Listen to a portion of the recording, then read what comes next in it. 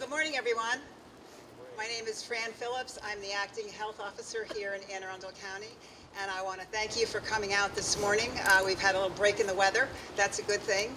But what's really a good thing is the work that is continuing here in Anne Arundel County, and today, as we get started again, to have another meeting of Anne Arundel County's opioid intervention team.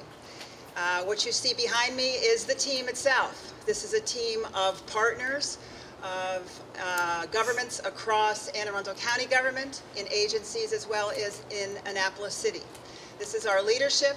This is the team that is working, leaning forward against this fight in Anne Arundel County, this public health crisis, which is the opioid epidemic that we're experiencing here in Anne Arundel County.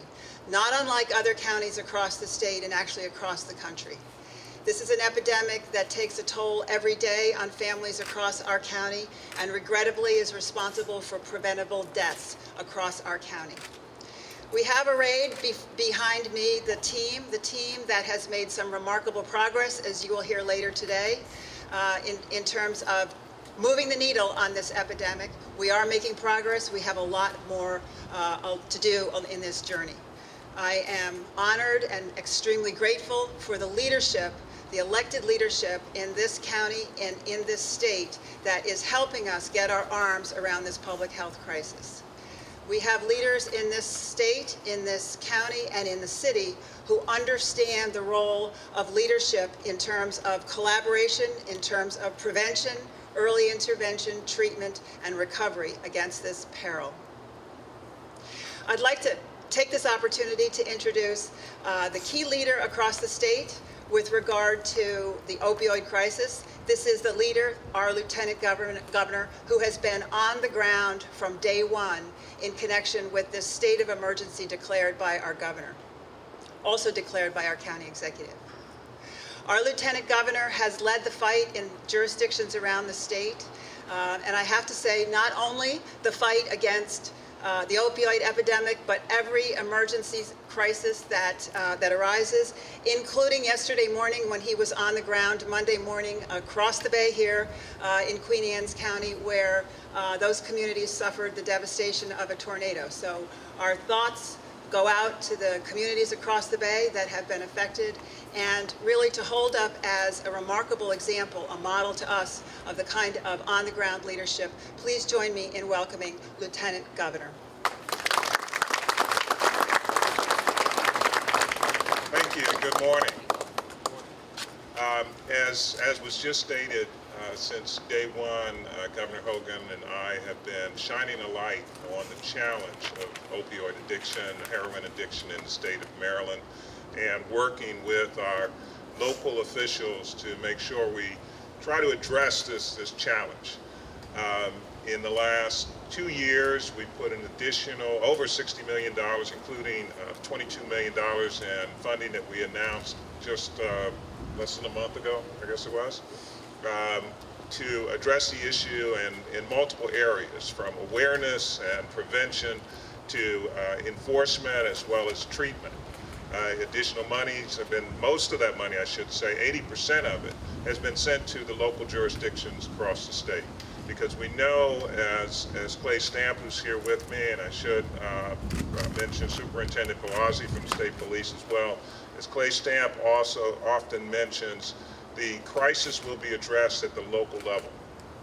It starts there and it's going to be addressed there.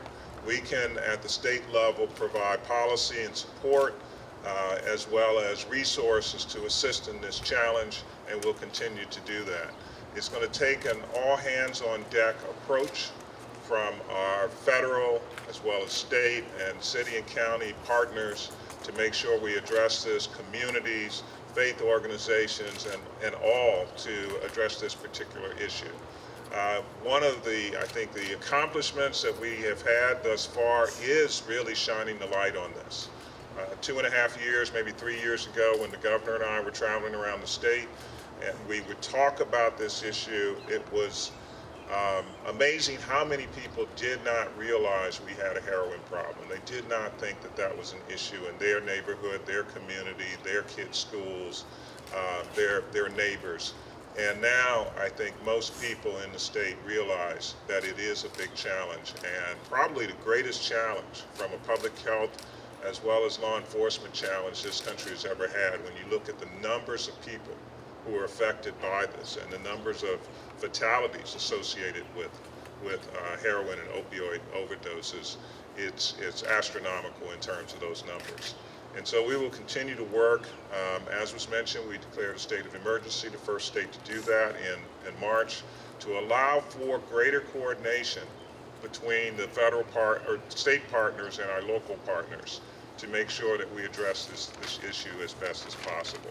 So with that said, I believe I'm turning it over to the county executive, the birthday boy today. So thank you for having me here today. How did he know that? Thank all of you for being here this morning.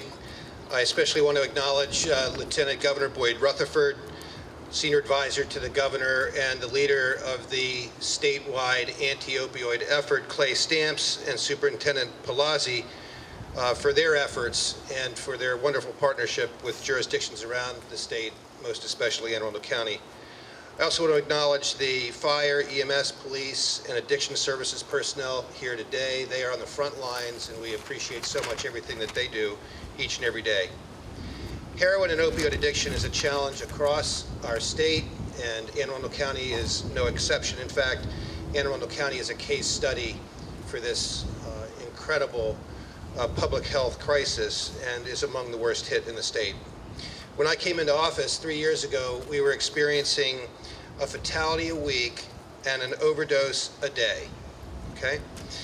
That was enough for us to declare a public health emergency related to heroin, and we formed the Heroin Action Task Force to develop recommendations drawing on best practices from all around the country. That group came up with 35 different recommendations, each and every one of which has been implemented. Those recommendations fell into three broad categories: enforcement, treatment, and education. In terms of enforcement, we doubled the number of the police department's drug diversion squad personnel.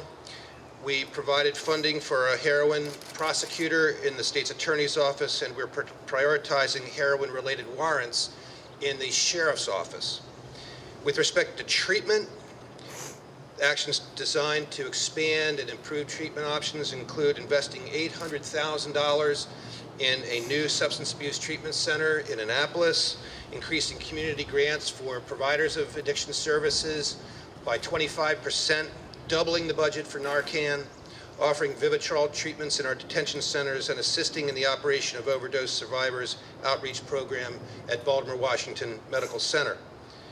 And finally, educational initiatives have included hosting Not My Child forums across the county at community associations, neighborhood groups, and schools. Our program and our video have won national awards. If you've not seen Not My Child, go to YouTube, type in Not My Child, the video will come up. It will make your hair stand on end. We're also working with the school system to incorporate drug education into the curriculum. So we're doing a lot of things. But despite all these innovative solutions and investments and a lot of hard work by a lot of people, the problem is getting worse. By mid-year this year, we were experiencing not one, but 3 overdoses a day. Not 1 fatality a week, but 2.5. So the problem is up somewhere between 250 and 300%. That told us we had more to do and we had to innovate. And that's why in April, we kicked off the Safe Stations program here in Anne Arundel County. This is a new approach to assuring that those in crisis get the help that they need when they need it. Here's how it works. Each Anne Arundel County and Annapolis City Fire Station has been designated a safe place for individuals seeking assistance to start their path to recovery from opioid addiction. After an initial medical evaluation upon arrival, our crisis response team will connect sufferers to the services they need to help them on their road to recovery. This is great news. In the 100 days since we started that program, we have helped nearly 100 people get connected to services. 100 people have presented themselves. It's great news, yes.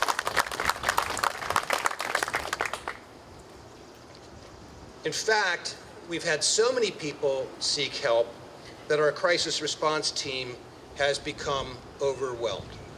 But today, thanks to the state's leadership, the crisis response team will be getting some much needed help in the form of a state grant.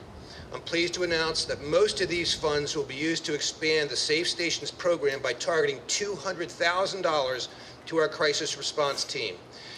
These critically important funds will enhance their capabilities and enable them to respond more quickly to our citizens in distress. In fact, these funds are enough to hire one complete new crisis response team to respond to the needs of our citizens.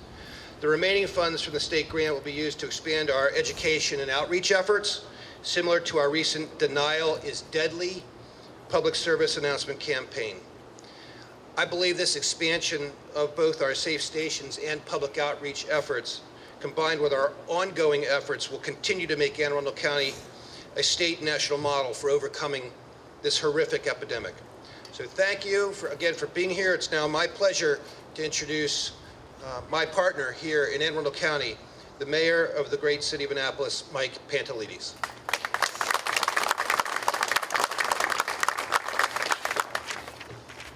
Thank you. Good morning. First of all, let me say thank you all for coming here and how incredibly proud I am to be part of this wonderful team.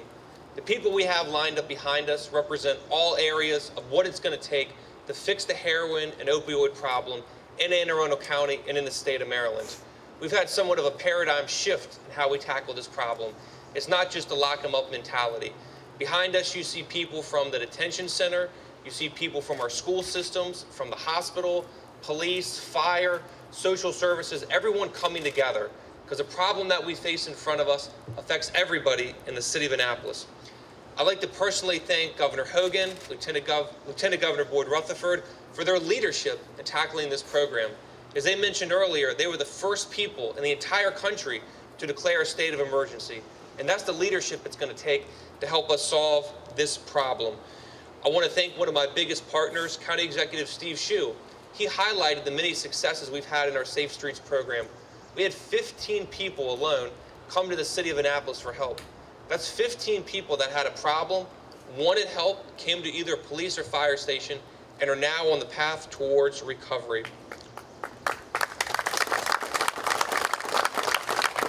I also want to thank the Lieutenant Governor for the money that they're putting towards that'll help our crisis response team going forward. These are the people on the front line that are dealing with this problem every single day. Looking ahead, I want to invite everyone to our Break the Silence by attending the upcoming Opioid Intervention Workshop on September 13th at the Byzantium in Annapolis. One of the things we're doing is engaging with our faith-based community. We're bringing people from all organizations to identify, educate, and communicate information about the heroin epidemic in this county. I want to thank everyone again for coming behind us. It's truly a great day when you can see all areas of government coming together to work for you. So thank you all so much, and God bless.